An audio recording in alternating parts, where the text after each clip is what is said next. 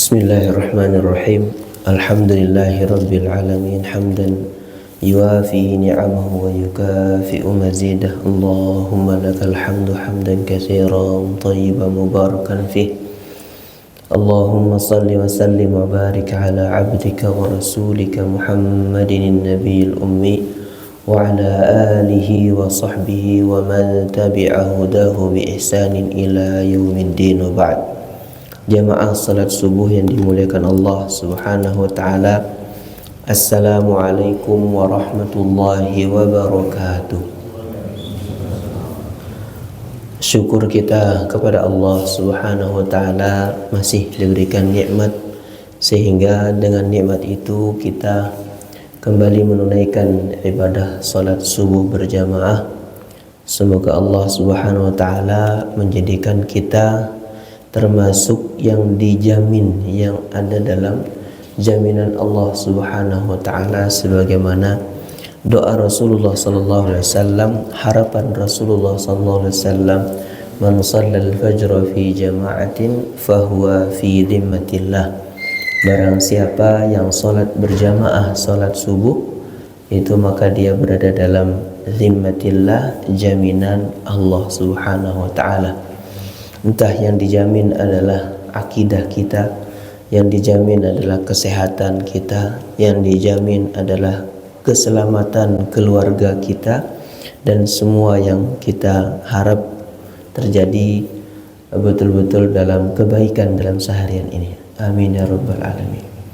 Di pertemuan sebelumnya kita ada di surat Al-Fil. Hari ini insyaallah kita masuk di surat Al-Humazah.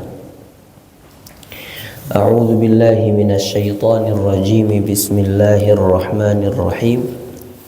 Wailul likulli humazatil lumazah alladzi jama'a malan wa 'addadah yahsabu anna malahu akhladah kalla layunbadanna fil hutamah wa ma adraka mal hutamah narullahil muqadah allati tattali'u 'alal af'idah innaha 'alaihim mu'sadah fi 'amadin mumaddadah.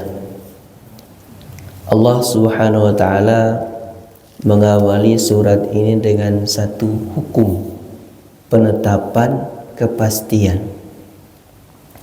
Wail yang kita kenal sebagai nama salah satu neraka wail. Maka kalimat wail dalam penggunaannya dalam bahasa Arab, wail adalah untuk menyumpahi atau mendoakan orang. Wail.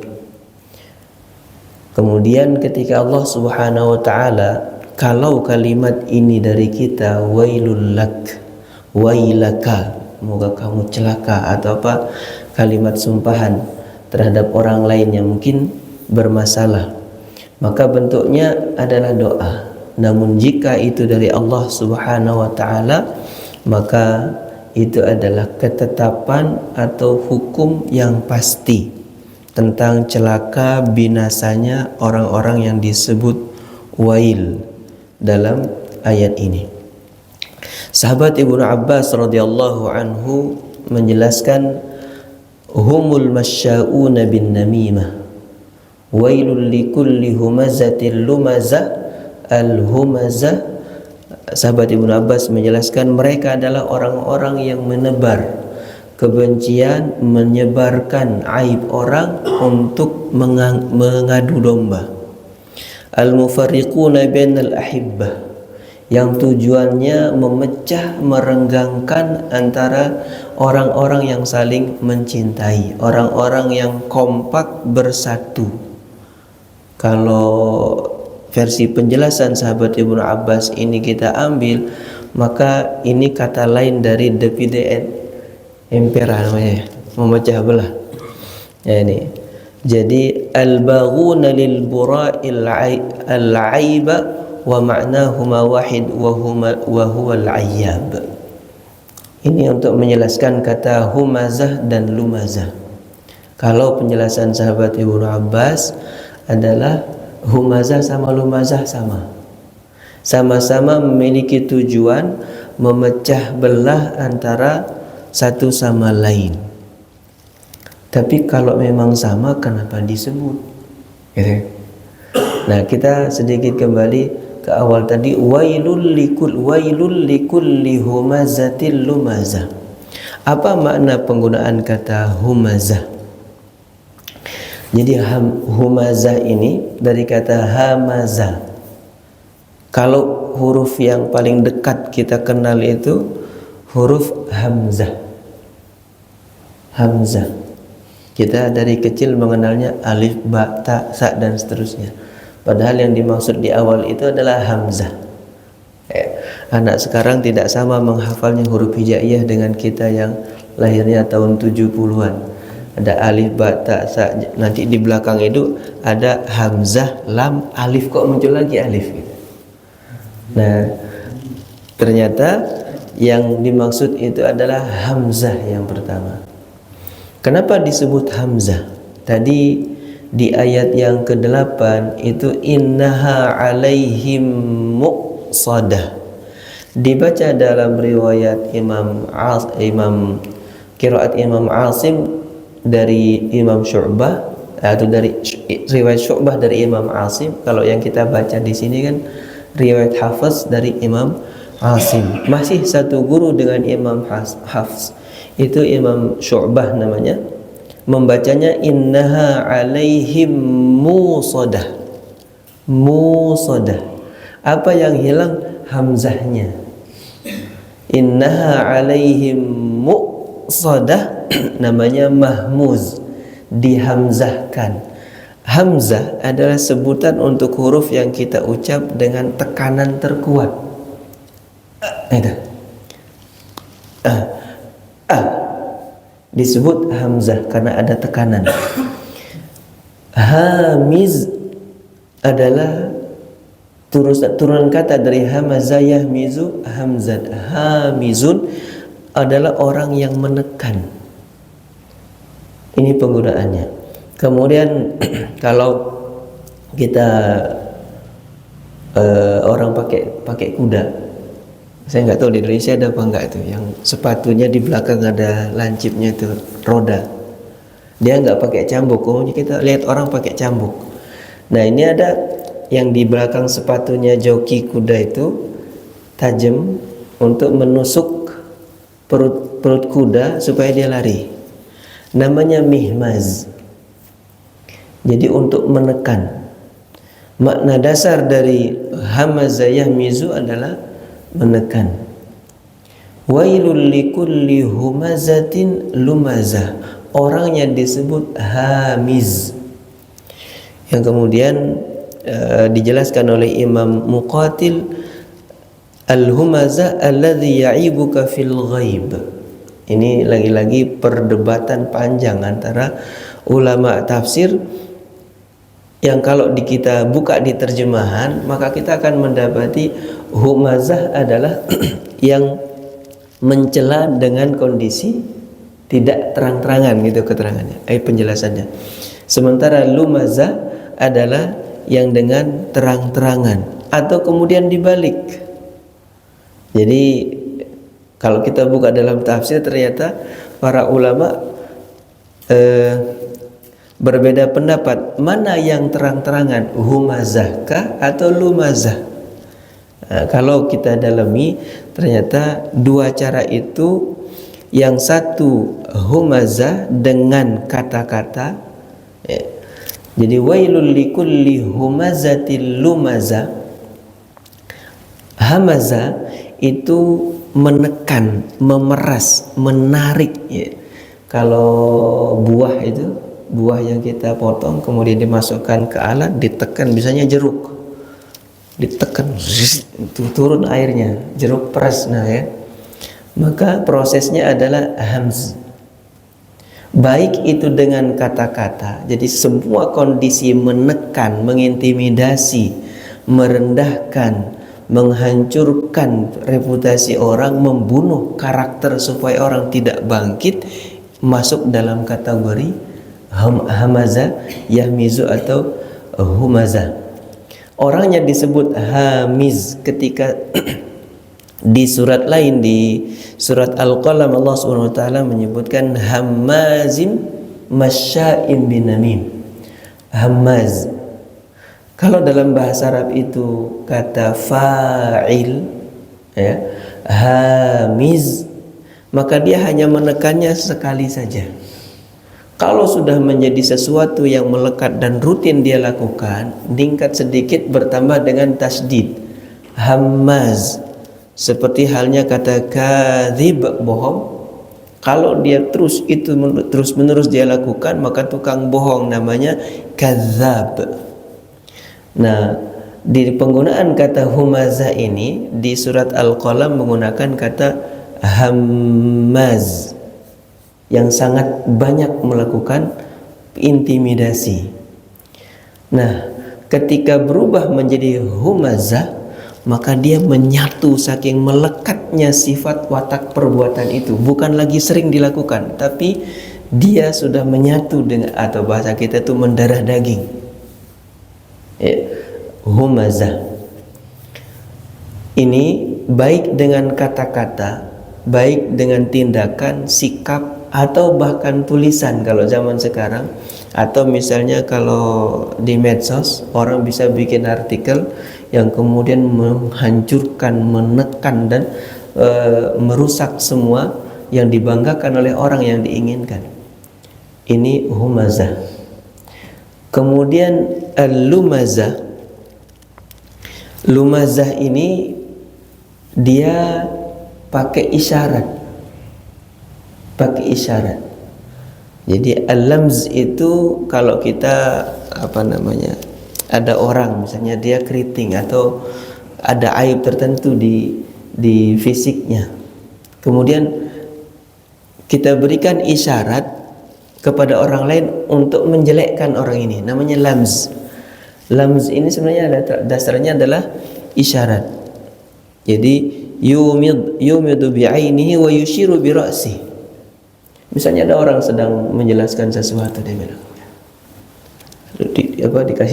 kasih tanda dia gila. Jadi orang sedang serius mendengarkan, kemudian orang lain memberikan isyarat supaya tidak mempercayai, supaya merendahkan dan seterusnya. Maka di dalam tafsir kita akan menemukan maknanya seperti yang dijelaskan oleh Imam Sufyan Ats-Tsauri adalah yahmizu bilisanihi biyadihi wa yadribuhu. Ya. Terkadang dia gunakan tangan, terkadang dia gunakan isyarat.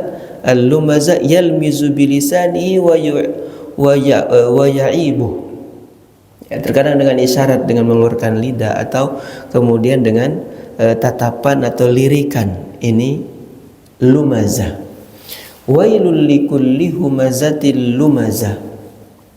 Allah Subhanahu wa taala menjelaskan tentang aib yang celaka, binasa untuk orang-orang yang menekan. Yang dimaksud di sini adalah orang-orang pada zaman jahiliyah, bahwa di antara pembenci Rasulullah sallallahu alaihi wasallam di saat dakwah awal di Makkah itu adalah Al-Mughirah, Al-Walid ibn Al-Mughirah. Al-Walid ibn Al-Mughirah ini ayah dari Khalid ibn Al-Walid. Khalid ibn Al-Walid kana yaktabun nabi min waraihi wa yat'an. Kerjaannya kemana Rasulullah SAW berdakwah, menyampaikan kebenaran, dia ikuti untuk menggugurkan, membatalkan, menjelekkan Rasulullah supaya tidak diikuti oleh orang-orang yang mendengarnya. Ini dari Imam Muqatil menyebutkan nazalat fil Walid ibn al-Mughirah kana yaghtabu an-nabiy sallallahu alaihi wasallam wa yat'anu alaihi fi wajhihi. Menghalangi dengan berbagai cara. Kalau membaca tafsir ini saya kebayang orang-orang yang debat di TV sekarang, yang pembela mati-matian antara yang benar-benar membela buta dengan yang benar-benar berusaha menunjukkan semua dalil atas kebohongan yang lagi viral belakangan. Ya. Kalau kemudian berubah dari beradu argumentasi kepada menekan sosok atau kepribadian, maka ini sudah masuk betul-betul humazah dan lumazah. Nah, turun ayat ini atau surat ini terkait dengan orang-orang yang menekan, membenci, menghalangi dakwah Rasulullah sallallahu alaihi wasallam. Wailul likulli humazatil lumazah. Lalu ayat ini ketika di ayat 2 Allah Subhanahu wa taala menjelaskan bagaimana atau apa yang menyebabkan orang cenderung melakukan al-hamz dan al-lamz, hamz dan lamz, sehingga dia menjadi humazah lumazah. Dalam kehidupan kita sehari-hari, wailul likulli humazatil lumazah ini bisa terjadi di banyak tempat. Bisnis orang sedang naik, produk berbeda, kita tahu campurannya, kita jelekkan di orang lain. Bisa di rumah, adik lebih cerdas dari kakaknya, kakaknya lebih ganteng dari adiknya, saling tekan, bullying. Bentuk hari ini wailul likulli humazatil lumazah itu paling mudah kita temukan adalah bullying. Dulu waktu zaman 80-90 kata bullying itu nggak populer. Kita ngumpul mau main di kampung, di gang, mau main di sawah, mau main di sekolah, itu selalu ada bullying. Bahkan di rumah kita dibully oleh orang tua. Alih-alih ingin menggoda, bikin seru atau canda tawa, anak yang masih umur 2 tahun ini ngerti enggak, ini bullying. Menyembunyikan sesuatu nggak ada, itu bullying sebenarnya. Betul, anak kecil nggak bisa protes, yang ada adalah menangis, kemudian kita dekap, ini bullying dari kecil. Ya. Jadi kalau bentuk humazah lumazah, kalau terjadi antara saudara, kalau dulu kan masih ada nilai rapot yang merah itu, ditulis pakai angka merah. Paling takut kalau sudah pulang sekolah bagi rapot, nggak ada orang tua datang ke sekolah zaman dulu menerima rapot. Ya, zaman sekarang bagi rapot orang tua yang sibuk minta izin cuti karena pembagian rapot. Jadi ketika dulu kita melihat nilai angka itu 5 merah semua, takut. Pertama dari di sekolah sudah direndahkan, diejek, tukang bolos, tukang malas dan seterusnya. Bullying. Nah, segala sesuatu itu bisa terjadi hari ini dengan bentuknya yang berbeda. Kalau kemudian account seseorang di dunia maya itu dihack, dirubah, dibuat hoax misalnya, ini bagian dari perubahan bentuk dari wailul likulli humazatil lumazah. Dengan teknologi terbaru, misalnya dengan adanya IA, bisa munculkan pejabat dengan seragam yang mirip, sama-sama coklat atau sama-sama loreng, padahal bukan orangnya, yang beredar di medsos.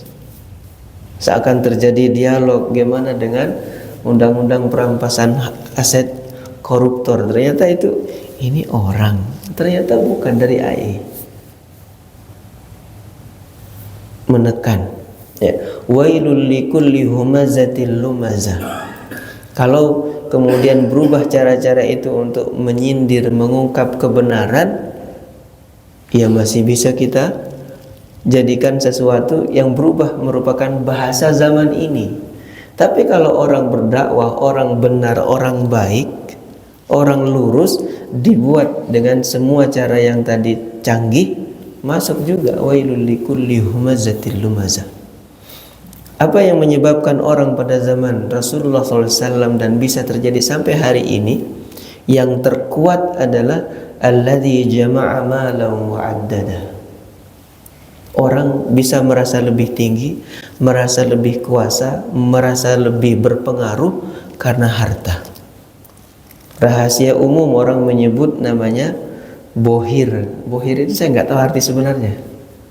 Bahasa mana Pak bohir? Apa bahasa yang mudah selain bohir? Saya nggak ngerti. Bohir itu apa arti sebenarnya? Apakah pemodal yang membiayai sesuatu yang diinginkan di sebuah masyarakat terjadi? Dia bisa bayar media, dia bisa bayar aparat, dia bisa bayar penegak hukum yang seakan muter bulat gitu. Penyebabnya pertama adalah punya harta. Saya pernah dikasih tahu di sebuah kajian pas ngaji seperti ini, Ustadz katanya, ekonomi dunia global ini dikuasai hanya segelintir orang, katanya. Dengan kekuasaan, dengan pengaruh internasional, itu bisa menekan, mengatur apapun. Maka Allah Subhanahu wa taala sebutkan ini adalah fitrah yang ada pada manusia, merasa kuasa, memiliki harta, maka merasa mampu untuk melakukan apa saja. Alladzi jama'a malan wa 'addada. Pertama adalah jama'a mala. Ayat jama'a, kata jama'a ini juga dibaca alladzi jama'a mala, yang mengumpulkan. Kalau jamaah itu ngumpulnya sekali, tapi untuk menggambarkan, mengumpulkan dengan ambisi, dengan segala cara yang dia lakukan, ditasdidkan huruf mim alladzi jama'a malan wa 'addada. Jadi tidak ada yang dalam pikirannya kecuali mengumpulkan harta, mal. Alladzi jama'a malan wa 'addada. Kata mal pernah kita bahas di surat Al-Lahab. Mal yang paling mudah dekat dengan harta kita, dengan pemahaman kita adalah harta. Karena populer dengan zakat mal. Tapi pemaknaan yang lebih luas lagi, mal dari kata cenderung atau condong. Segala sesuatu yang kita ingin wujudkan, cenderung kita sukai, ingin kita kejar, maka mala adalah condong artinya. Siapa yang tidak condong kepada harta, kepada jabatan, kekuasaan, maka mal, ketika Allah Subhanahu wa taala berikan kata nakirah jama'a malan, segala sesuatu yang dia inginkan, dia ambisi mewujudkannya. Alladzi jama'a malan wa 'addada. Kata wa 'addada, ada beberapa keterangan tentang wa'addada. Kalau kita ambil harta misalnya, harta itu bisa rumah, kendaraan, tanah, ya, jabatan. Sekarang orang nggak cukup menjabat satu kan. Ya, kalau kita ada pada posisi manajer sudahlah cukup, ini udah pusing gitu ya. Tapi orang bisa rangkap jabatan puluhan, jangan ke sana. Itu ternyata terungkap menjabat dengan bagi-bagi. Ya, yang lagi rame di media sekarang ini benar-benar mengejutkan. Saya lihat di salah satu cuplikan, orang menjabat sebagai satu komisaris. Ditanya, apa potensi jalur karir Anda sehingga berada pada posisi ini? Bingung dijawab. Ya, bisa hanya karena teman SMA tiba-tiba menjabat. Saya sebegini rusaknya ya. Nah, apa makna wa'addada? Kalau diterjemah, kita akan menemukan mengumpulkan harta dan menghitung-hitungnya. Ya, menghitung itu bisa dari kata hasiba atau hasaba yahsibu, menghitung. Ihsib, hitunglah. Tapi kalau wa'addada, pertama adad itu jumlah. Adad itu jumlah. Nah, ketika menggunakan addadah, jumlahnya yang dia tingkatkan. Satu. Jadi wa'addada yang diterjemahkan dengan kata menghitung-hitung, makna pertama adalah menghitung, saya sudah dapat 10, saya ingin 15. Saya ingin 20. Nah, ketika wa'addada menghitung-hitung, ini jumlahnya yang dia tingkatkan. Satu. Alladzi jama'a malan wa'addada, dia kumpulkan harta, dia kumpulkan, kalau contohnya tadi kendaraan, wa'addadah punya makna variasi, bukan jumlahnya tapi variasinya. Kalau misalnya kita punya mobil sedan Toyota, semua jenis sedannya Toyota, dia kumpulkan, ya. Berapa mobilnya? 2, 3, terus nambah. Satu, makna yang pertama. Makna yang kedua, itu dari Ferrari dia punya, dari Toyota dia punya, semua yang levelnya 2 pintu saja. Jumlah variannya yang dia perbanyak. Jadi pertama tadi jumlah, yang ini variannya. Alladzi jama'a malan wa'addada. Makna ketiga, dia menghitung, ya, menceritakan jumlahnya. Menghitung-hitungnya contoh begini.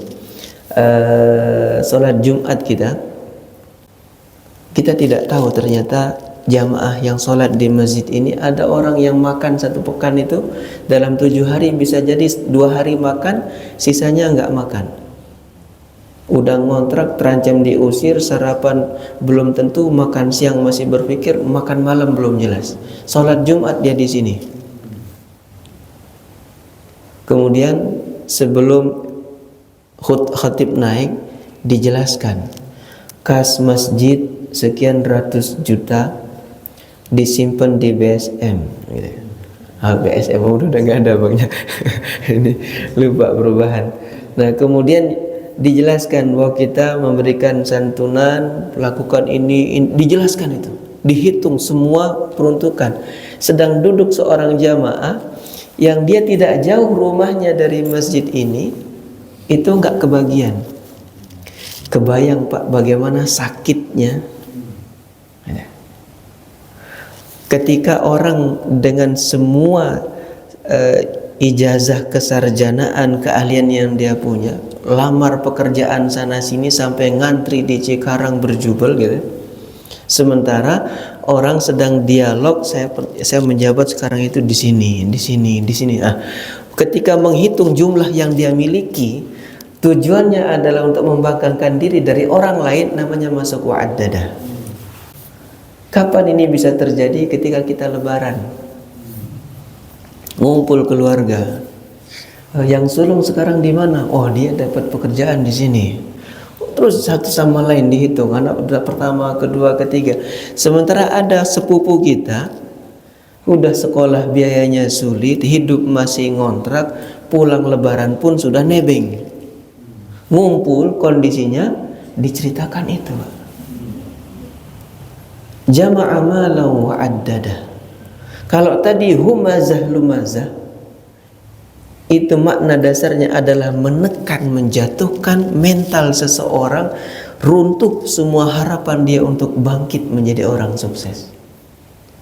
Tadi jama'a malan wa'addada. Pulang lebaran ganti mobil. Mobil yang kemarin kemana? Oh, sedang dipakai, sedang disewakan. Wa'addada. Ini apa sekarang kelas sekolahnya? Oh, dia sekarang sudah lomba menang untuk cabang lomba PON misalnya. Jadi sebut ini tentang kursus musik, tampil di ajang bergengsi. Sementara begitu yang sepupunya yang lain sekolahnya di madrasah, duduknya di masjid gitu. Yang dia buka hanya Quran, sehari-hari yang dia perhatikan adalah sholat berjamaah, ya, sholat sunnah, puasa sunnah, sedikit pun tidak ada yang melirik kepada prestasi yang sebenarnya ini. Begitu azan zuhur setelah setelah makan habis sholat Idul Fitri, azan zuhur terdengar, yang pergi ke masjid cuma yang tadi tidak dibanggakan. Wa'addada, jama'a malan wa'addada. Semua kita ingin lihat anak itu berprestasi, punya kesuksesan, punya harta, bisa punya pekerjaan yang luar biasa. Semuanya masuk dalam kategori mal. Wa'addadah ketika dihitung-hitung. Bahkan surat An-Nisa Allah Subhanahu wa taala menjelaskan kalau sekiranya hadir fakir, miskin atau yatim pada momen pembagian waris, meskipun orang-orang ini tidak termasuk bagian dari ahli waris tapi hadir, wa idza hadaral qismata ulul qurba, ketika hadir proses pembagian harta waris ini, karib kerabat, mungkin di situ ada yatim dan seterusnya, farzuquhum min, maka bagian, kasih bagian. Kalau sekarang ada istilah uang dengar, Pak. Uang dengar, cuma hadir dengar. Bahkan yang lebih besar itu uang diam. Zaman sekarang bukan dengar lagi, uang diam. Iya, saya sekitar 3 bulan yang lalu itu ketemu orang di Bekasi yang angka perolehan suaranya itu sudah dipastikan dia masuk duduk di parlemen. Entah dialah keputusan terakhir yang ternyata disalib sama lawannya. Semua orang heran, kenapa? Udah, nggak mau bermasalah. Ternyata ada namanya uang diam, uang mengalah itu ada. Ini saya tahunya karena diceritain orang. Mungkin ada bapak-bapak yang pengalaman, nanti kita sering. Ya, jama'alam malam wa'addadah. Jadi kalau harta, segala sesuatu, jabatan, sifatnya, kekayaan, atau bahkan strata akademik, sekolah, level sekolah seseorang, atau tempat sekolahnya di mana, anak masuk mana? Oh, saya masuknya di universitas terkenal dan terdepan di Jawa Barat. Yang masuknya hanya ke Ma'had Ali, duduk kuliahnya di masjid, itu pun kuliah sepekan sekali, antara kuliah subuh atau kuliah duha. Nggak bangga, Pak. Jadi ketika orang sekolahnya di pesantren, begitu tamat lalu dipajang itu di halaman sekolah, di pagar sekolahnya, selamat kami ucapkan kepada santri diterima di universitas terkemuka di Jawa Barat. Ini boleh disebut nggak perguruan tingginya? Ya, mau di Bandung, di Bogor, di Depok, nah, aman kalau yang ini kan? Itu yang disebut, Pak. Sementara yang masuknya ke pesantrenan, ya, yang belajarnya tafsir, yang belajarnya menjaga akidah, nggak diucapkan. Apa yang menjadi kategori terbaik? Kalau kita tanya ke orang tua, apakah aman akidah putra Anda yang dia prestasinya nomor 1 di pesantren, masuk di perguruan tinggi ini, apakah ibadahnya terjaga? Apakah pergaulannya aman? Apakah akidahnya selamat? Berubah. Standar terbaik prestasi itu kita berubah. Penyesalannya nanti setelah kita umur 65 tahun, pensiun sudah sedang terancam dengan dihapusnya gaji pensiun oleh pemerintah misalnya. Mulai kita panik. Anak sudah jelang wisuda. Ternyata ketika pulang liburan, dengar azan, tidak sedikit pun tergerak untuk ke masjid. Begitu ayah ibunya sakit, semakin menua, bukan dibawa ke dokter, dirawat, didampingi, dipanggil satu institusi titip serah. Lagi viral tuh, 4 anak bersaudara kandung memanggil dari mana, terjadinya di Malang. Itu 2 kali, saya sedih ngelihatnya. Apakah bulat tekad menyerahkan sepenuhnya ibunya yang sudah tua renta, diserahkan ke panti lansia dengan catatan apa? Tidak menjenguk, tidak membiayai, kalau mati, kalau wafat tidak diberitahukan dan tidak mau tahu. Kemana? Luar biasa. Jadi kemana kemudian yang dikumpulkan allazi jama'a malan wa'addada? Ya.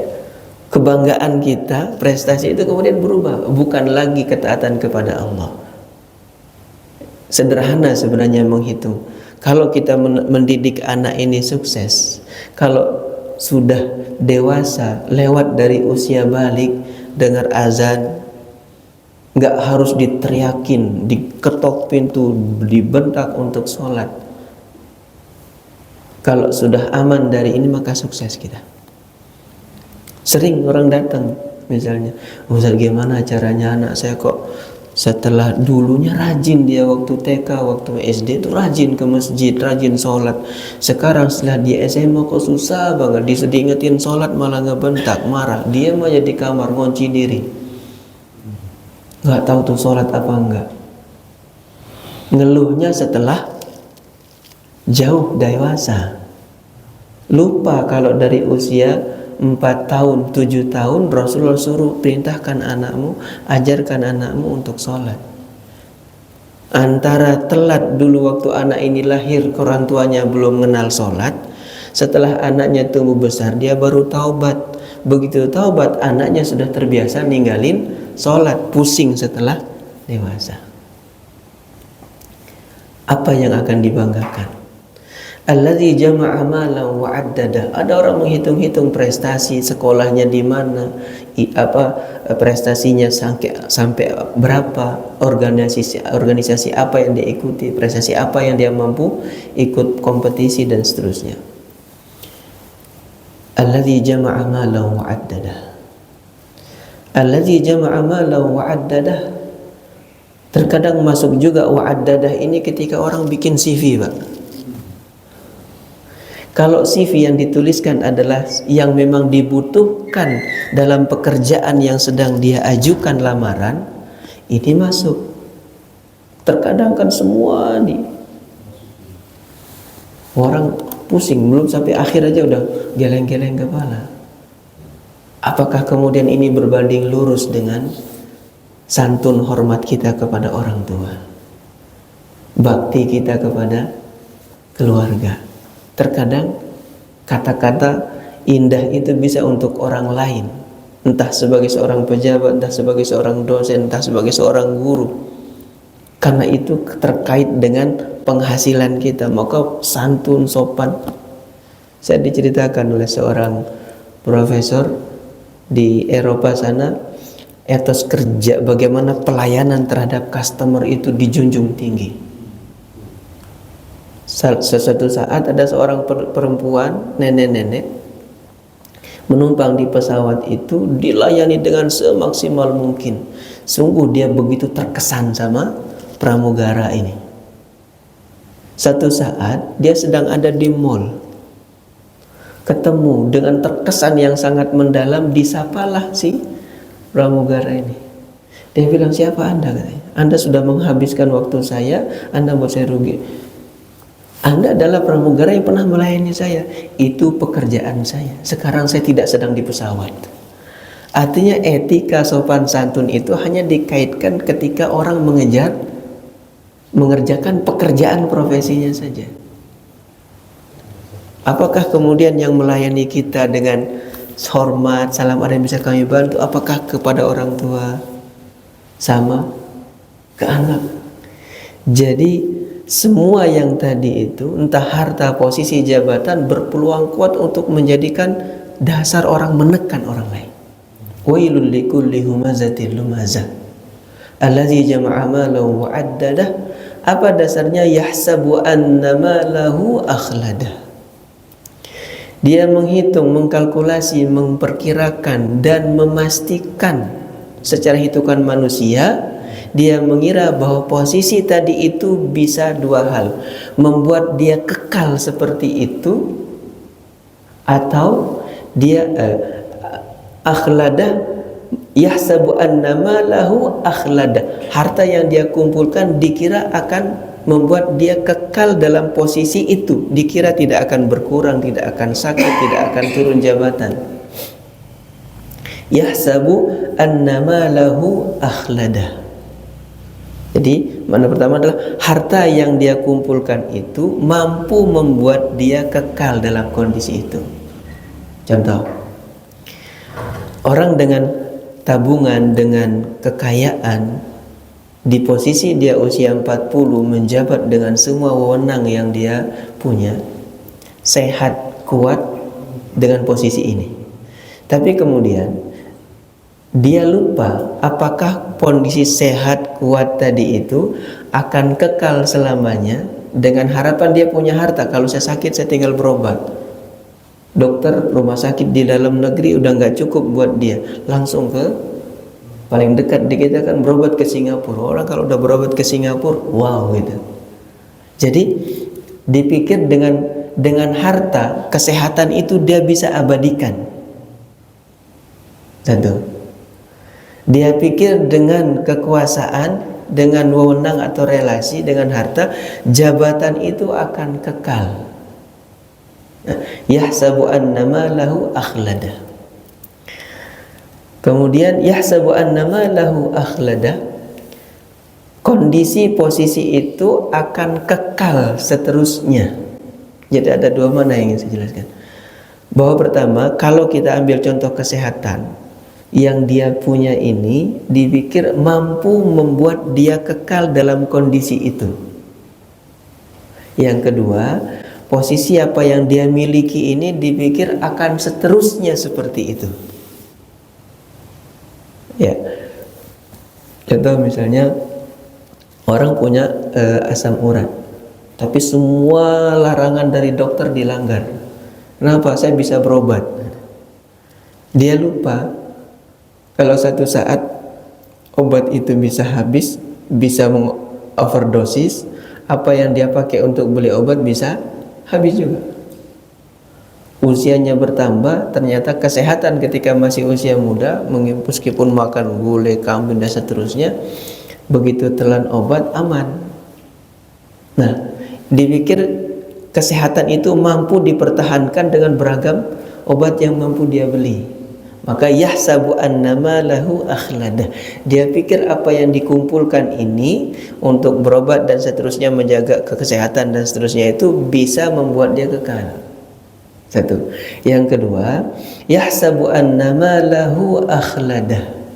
Dia pikir apa yang dia miliki ini akan kekal seterusnya. Kalla layumbazanna fil hutamah.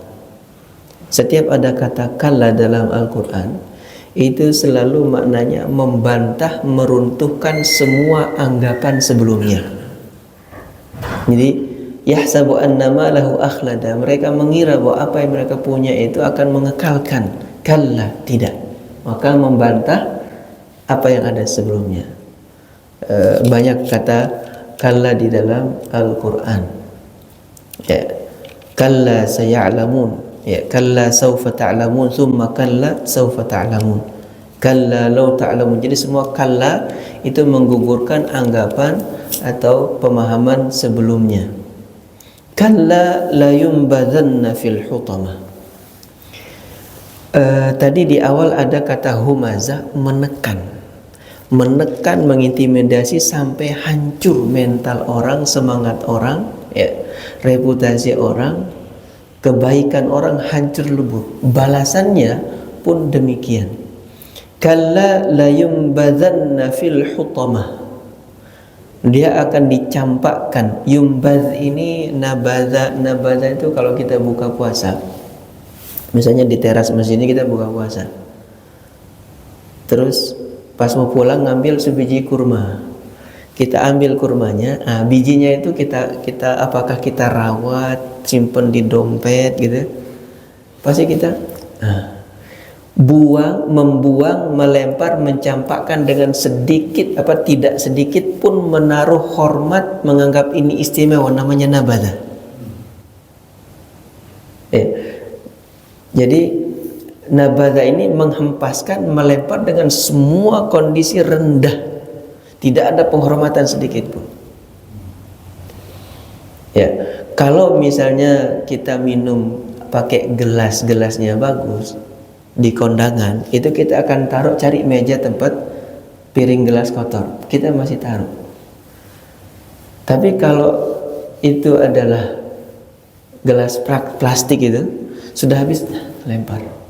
Nah, kondisi taruh dan lempar ini sama-sama melepaskan. Iya. Jadi nabaza ini tadi contoh paling mudah, mungkin kita makan kurma di sebelah itu taman, ya kita makan ting dibuang. Nah, mencampakkan sedikit pun tidak menyisakan penghormatan, namanya nabaza. Sebagaimana dia merendahkan, menganggap orang dengan prestasi kebaikan tadi ditekan. Bayangkan Rasulullah SAW yang dihormati dari awal kehadirannya di Makkah. Di saat Rasulullah SAW menjadi orang yang dipercaya sebelum menjadi Nabi, disebut Al-Amin. Amanah-amanah orang dititipkan kepada Rasulullah SAW meskipun mereka memusuhinya. Ini yang ditekan. Ketika kemudian kalimat la yumbadzanna, sebagaimana mereka mencampakkan Rasulullah SAW, menekan, mengintimidasi, merendahkan dakwahnya, balasannya sepadan. Mereka nanti di akhirat akan dilemparkan. Fil hutamah, kata hutamah itu nyontohnya gimana? Kalau orang renovasi rumah ini akan dihancurkan seluruhnya, maka mulai dari atas atapnya dilepas, temboknya dihancurkan sampai pondasinya digali. Proses menghancurkan tidak menyisakan sedikit pun, namanya hatama yahtimu. Ingat kisah Ka'bah yang dulunya dihancurkan oleh orang-orang jahiliyah lantaran renovasi. Ketika Ka'bah kena banjir, kemudian terjadi kerusakan, orang-orang jahiliyah pada masa sebelum Rasulullah SAW menjadi Nabi itu dihancurkan. Lalu mereka sepakat untuk membangun Ka'bah itu. Bahkan saking mereka takut Allah Subhanahu Wa Taala menimpakan azab kepada mereka yang menghancurkan Ka'bah, itu ketika sepakat untuk renovasi kan harus dihancurkan dulu. Lalu tidak satu pun berani memulai kecuali Al-Mughirah, kakeknya Khalid yang tadi namanya disebut.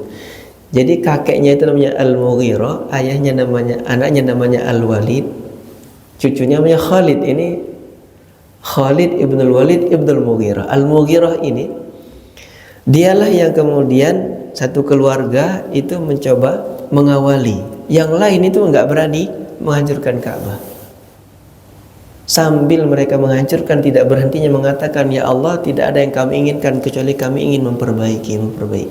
Yang ingin saya ceritakan adalah ketika Ka'bah ini disepakati dibangun dengan harta yang halal, bukan dari riba, bukan dari rampok, bukan dari nipu, maka uang pembiayaannya itu tidak cukup untuk kembali membangun Ka'bah dengan bentuk aslinya.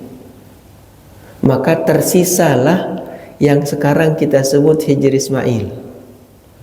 Itu yang tersisa, yang pernah dihancurkan, yang tidak bisa dibangun utuh, maka namanya Al-Hatim, bagian tembok yang pernah dihancurkan.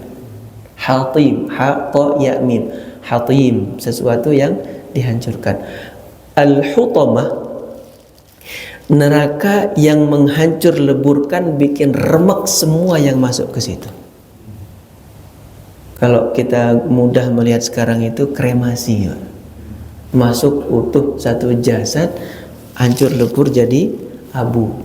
Hutamah. Kalla la yumbadzanna fil hutamah. Hutamah mengazabnya itu hancur lebur di situ.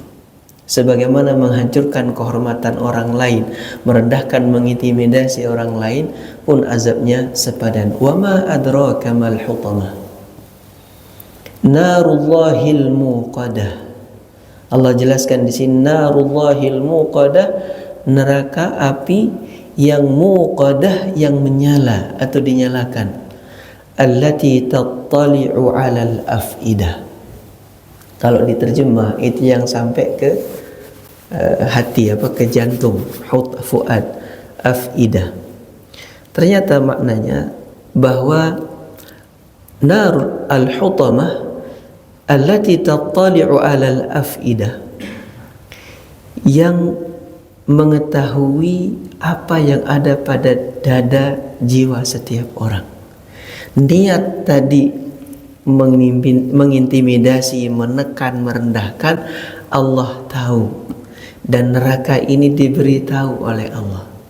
Ini niat dia dulu, menekan, mengintimidasi, mengejek, merendahkan dan seterusnya. Allati tattali'u 'alal afidah. Niat orang itu nanti diperjelas dan diketahui di akhirat, dan dengan itu dia diazab. Sekarang orang bisa mengatakan, saya tidak membela, saya tidak begini begitu, tapi niatnya Allah Maha tahu. Allati tattali'u 'alal afidah.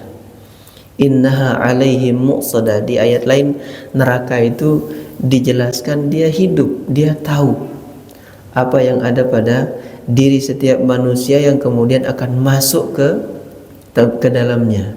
Allati tattali'u 'alal afidah.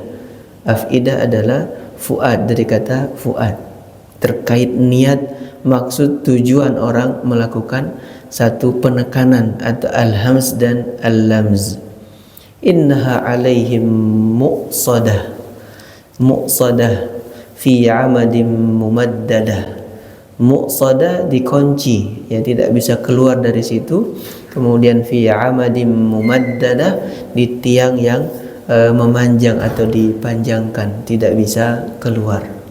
Ya, ini ancaman atau balasan untuk orang yang selama hidup di dunia melakukan keburukan berupa mengintimidasi, menekan, menghancurkan, bisa kehormatan, bisa menekan reputasi, bisa menjelekkan, baik itu dengan cara lisan, tindakan, sikap, atau bahkan isyarat.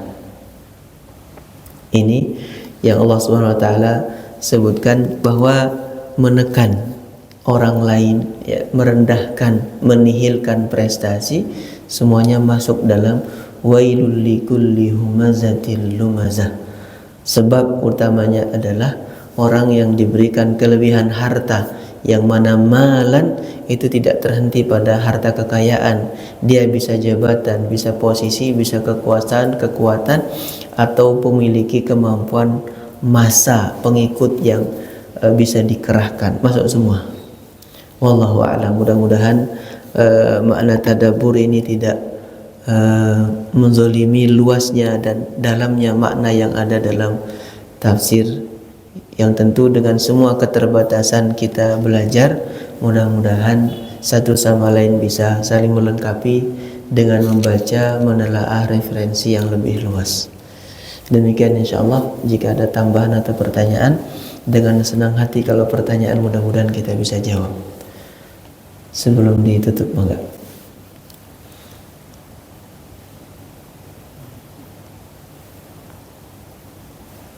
Ya.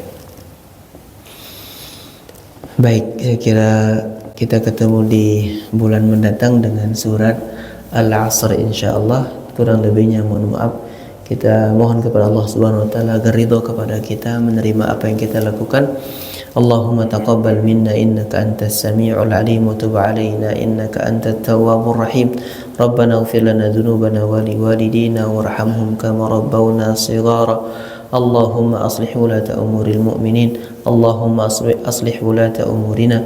Allahumma aslih wulata umurina. Allahumma la tusallit alaina bidhunubina man la yakhafuka wa la yarhamuna. Allahumma ansurna ala al-qawmil kafirin. Allahumma ansuril mustad'afina min ibadika fi kulli makan. Allahumma ansuril mustad'afina min ibadika fi Gaza, fi Filastin, fi Yaman, wa fi Sudan, wa fi Suriya, wa fi kulli makan ya rabbal alamin. Allahumma asqihim ma'an. Allahumma at'imhum ta'aman. Allahumma aksuhum kiswatan. Allahumma taqabbal syuhada'ahum. Allahumma ansur mujahidihim. Allahumma ansurhum nasran aziza. Allahumma khzul bihim a'da'aka a'da'ad din minal kafarati was sahayanati wal zalamah ya rabbal alamin. Allahumma alayka bil zalimin. Allahumma alayka bil zalimin. La hawla wa la quwwata lana illa bika ya qawiyyu ya aziz. Subhana rabbika rabbil izzati amma yasifun wa salamun alal mursalin walhamdulillahi rabbil alamin. Subhanakallahumma wa bihamdik asyhadu an la ilaha illa anta astaghfiruka wa atubu ilaik. Assalamualaikum warahmatullahi wabarakatuh.